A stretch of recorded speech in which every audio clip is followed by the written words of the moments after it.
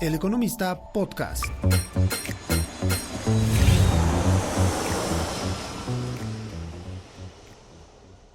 Hola, ¿qué tal? Bienvenidos al podcast de Nearshoring. Mi nombre es Yolanda Morales Quiroga.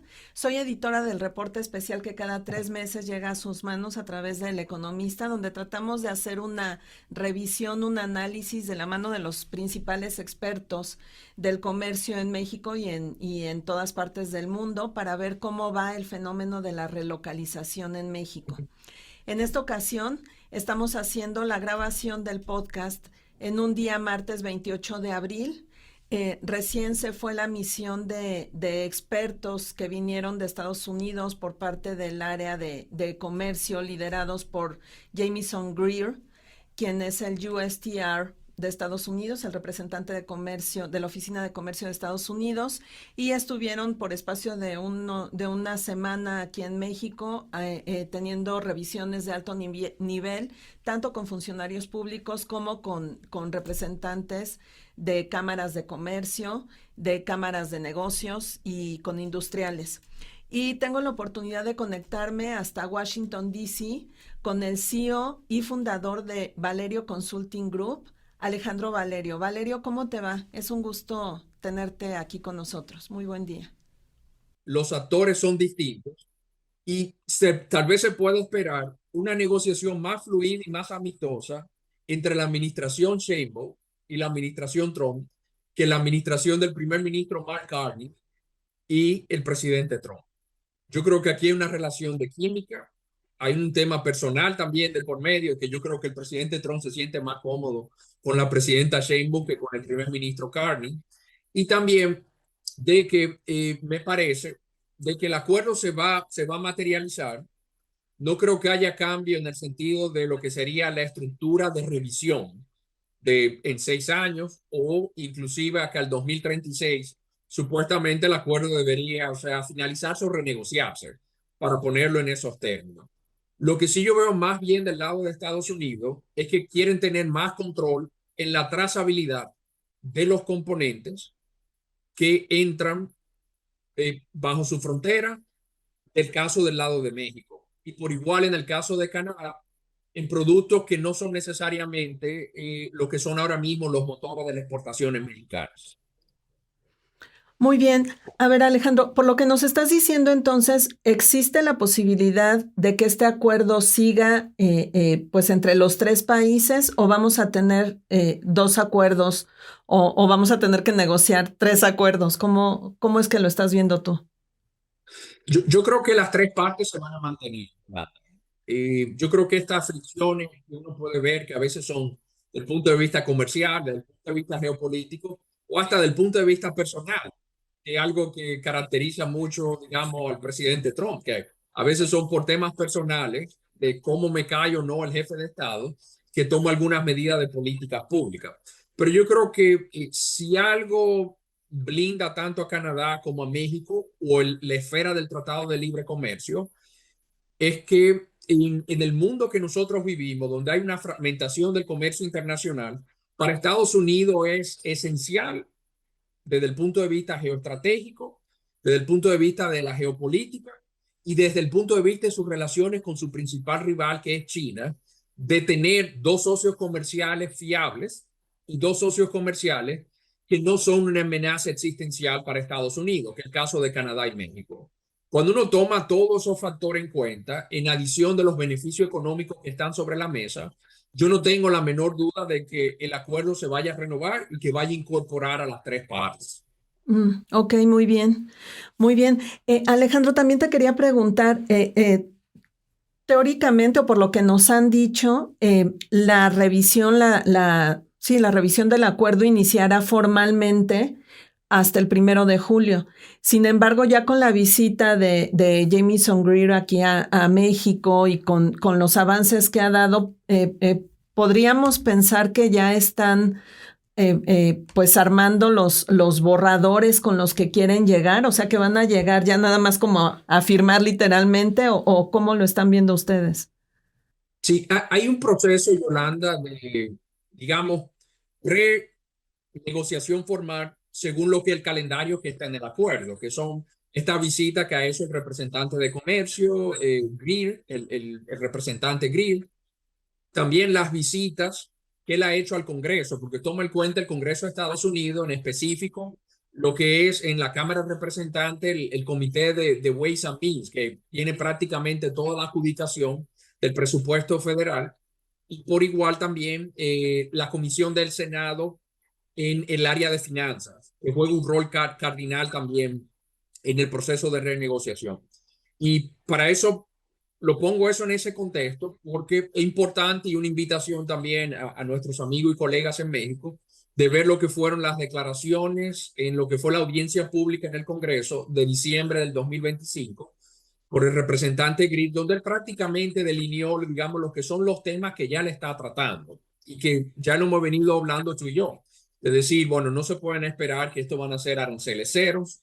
Hay sectores estratégicos que nosotros le estamos, me refiero a nosotros, la administración Trump le está prestando atención de manera específica, el área de aluminio, el área del acero, el área del sector automotriz y también otras áreas, o sea, que ahora van a tomarse en cuenta, como por ejemplo el sector energético. Entonces, todos esos temas se van tratando a nivel macro, digamos, las relaciones entre el Departamento de Estado, el Departamento de Comercio y sus equivalentes o contrapartes en México y en Canadá.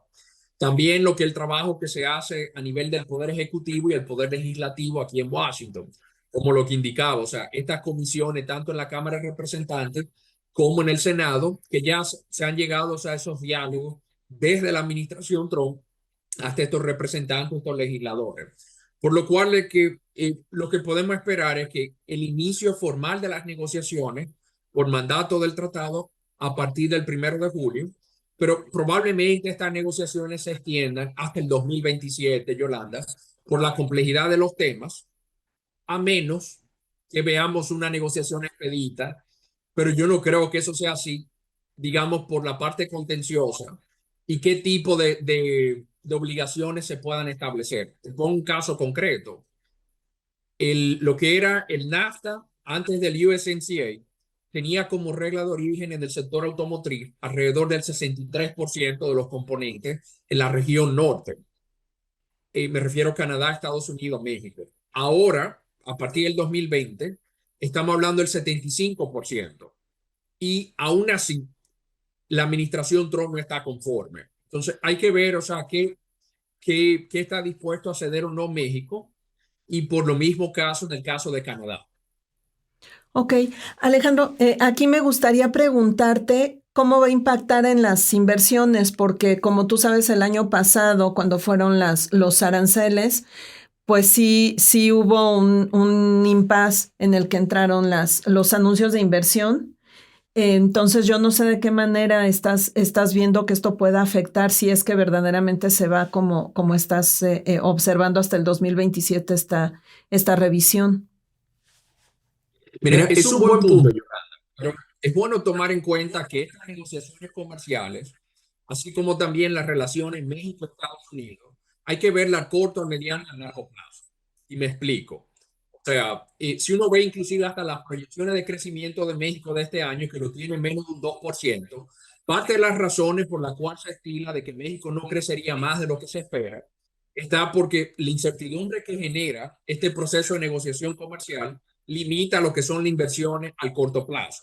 Sin embargo, cuando uno ve al mediano y al largo plazo, yo creo que México tiene muchos factores positivos que van ya en la dirección correcta. Cuando uno ve datos, por ejemplo, que ha pasado con las exportaciones ahora en el primer trimestre, que tienen mucho que ver con esto del nearshoring, por un lado, y por el otro, donde México también se va a beneficiar no tan solo de lo que ya es su base industrial, que es la más dinámica de América Latina, junto con la de Brasil, sino que también vamos a ver lo que sería una infraestructura digital con los beneficios que se están dando con las inversiones de inteligencia artificial y los data centers en Estados Unidos.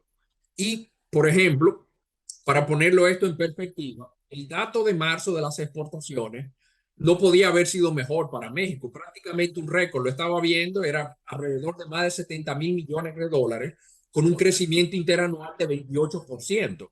Y si uno le agrega enero y marzo, que fueron casi 86, digo, perdón, enero y febrero, creo que fueron alrededor de 90.000 millones de dólares, lo que uno puede esperar que pueda ser hasta un año récord de las exportaciones de México y no necesariamente de lo que ha sido usualmente el principal motor de las exportaciones que viene del sector automotriz, que en un año bueno puede oscilar entre 170 hasta más de 200.000 millones de dólares el año. Ya es una señal positiva de lo que vemos, o sea, de toda esta reubicación que se puede dar, o sea, a través del nearshoring. Y mira otro dato, Yolanda, muy interesante, o sea, para ti, tu teleaudiencia y todos aquellos que seguimos esta temática. O sea, cuando uno ve quiénes son los principales socios comerciales de Estados Unidos, México se sigue consolidando. En marzo registró siendo el 17% en términos del volumen del comercio bilateral, contrario a China, que está casi alrededor de 7.6%. Pero fíjate el cambio que se ha dado en los últimos 5 años. O sea, en el 2019, 2020, China estaba por encima del 10%. Y en el 2017 era el principal socio comercial de Estados Unidos. Entonces, lo que hemos visto es una tendencia que hay que enmarcarla dentro de la disputa de Estados Unidos-China, donde México se puede beneficiar mucho de un flujo de inversiones a través de este proceso de relocalización y de nearshoring. Y el dato de las exportaciones, que el hecho no fue necesariamente de la manufactura de automotriz, sino de bienes intermedios, de bienes relacionados con todo esto, de la infraestructura de data centers. Yo creo que una noticia positiva para el mediano y el largo plazo de México. Claro. ¿Y en qué regiones? Y ya esta sería mi última pregunta, Alejandro, a reserva de que quisieras comentar algo adicional. ¿Está preparado todo el país, todo México para esta relocalización y para estas exportaciones tecnológicas para los data centers, para los semiconductores?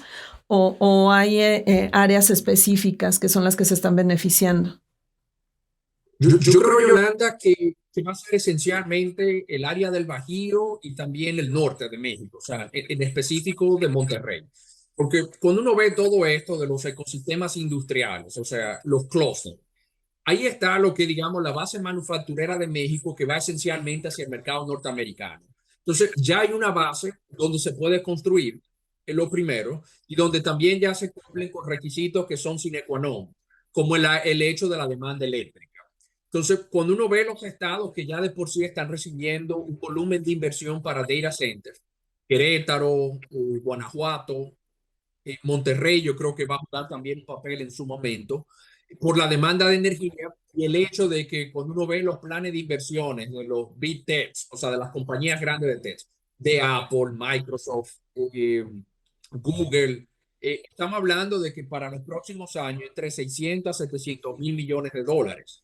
Y muchos estados de la región suroeste de Estados Unidos o otras áreas, digamos, ya en Tennessee o en el norte, están recibiendo inversiones para crear toda esta demanda, para satisfacer la demanda de la inteligencia artificial, estos data centers o cloud para administrar y para recibir lo que son los cloud services.